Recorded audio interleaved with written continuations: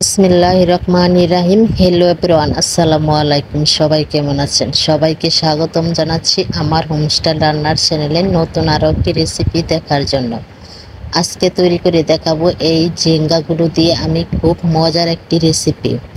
তাই এখানে আমি কিছু ঝিঙ্গা নিয়েছি। এখন সবগুলো ঝিঙ্গা আমি খোসা ছাড়িয়ে নিব। দেখেন, সবগুলো ঝিঙ্গা আমি খোসা ছাড়িয়ে নিয়েছি আর ভালোভাবে ধুয়ে নিচ্ছি।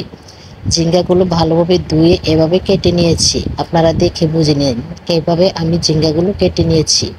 এখন লবণ দিয়ে আমি এই ঝিঙ্গাগুলো হাত দিয়ে কষলিয়ে নিব, যাতে ঝিঙ্গা থেকে পানিটা ছেড়ে দেয়। যত ভালোভাবে কষলাবেন ততই ঝিঙ্গা থেকে পানিটা ছেড়ে দিবে। এভাবে হাত দিয়ে কিছুক্ষণ কষলিয়ে নেওয়ার পর আমি সবগুলো ঝিঙ্গা হাত দিয়ে চেপে পানিগুলো জড়িয়ে নিব। আপনারা না টেনে পুরো ভিডিওটা দেখতে থাকেন, তা না হলে রেসিপিটি ভালোভাবে বুঝতে পারবেন না। কষলানো শেষে আমি এই ঝিঙ্গাগুলো এভাবে হাত দিয়ে চেপে পানি জড়িয়ে নেব। এখন চলে যাব রান্নার জন্য। চুলায় এখন একটি কড়াই বসিয়ে দিয়েছি। আমি আজকে এই রান্নাটা মাটির চুলায় করছি। আমি এই ভাজিটার মধ্যে অল্প তেল দিয়ে দিয়েছি।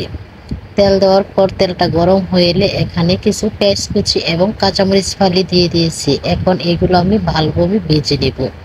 এভাবে ঝিঙ্গা ভাজি করলে খেতে ভীষণ মজা হয়। আপনারা এভাবে একবার হলো ভাজিটা রান্না করে দেখবেন। এখন আমি এখানে এই ঝিঙ্গাগুলো হাত দিয়ে চেপে পানি জড়িয়ে এখানে দিয়ে দিয়েছি। দিয়ে ভাজিটা আমি রান্না করে নেব। এই ভাজিটা রান্না করতে বেশি সময় লাগে না। হাত দিয়ে কষলানোর পর ভাজিটা অনেকটা নরম হয়ে যায়। তারপর তেলে অল্প একটু ভেজে নিলে ভাজিটা রান্না করা হয়ে যায়।